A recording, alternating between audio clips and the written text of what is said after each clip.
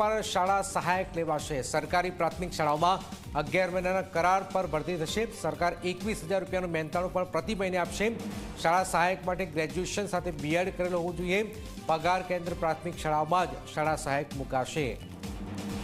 તો એક તરફ શિક્ષકોની ભરતીને લઈને ટેટ ટાટના ઉમેદવારોનું વિરોધ પ્રદર્શન છે અને બીજી તરફ આપ જોઈ રહ્યા રાજ્ય સરકારે મોટી જાહેરાત કરી છે, જેમાં શાળા સહાયક લેવાશે। હિતલ અમારી સાથે જોડાયા છે ગાંધીનગર। હિતલ, આ શાળા સહાયકનો જે કોન્સેપ્ટ જે છે એનો મેસેજ શું છે, એનો મતલબ શું છે અહીંયા?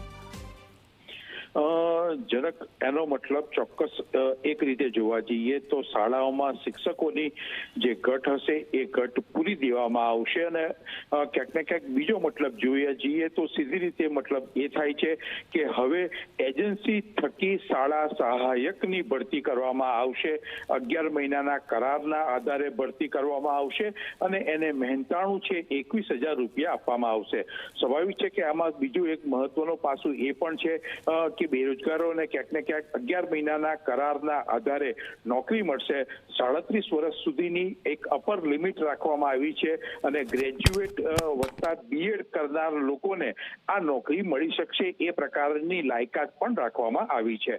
એટલે ક્યાંક ને ક્યાંક જો સીધી રીતે જોવા જઈએ તો શાળાઓમાં જે શિક્ષકોની શાળા સહાયક તરીકે હવે ભરતી કરવામાં આવશે અને સરકાર એવું બતાવી શકશે કે શાળાઓમાં હવે પૂરતા પ્રમાણમાં શિક્ષકોની સંખ્યા છે।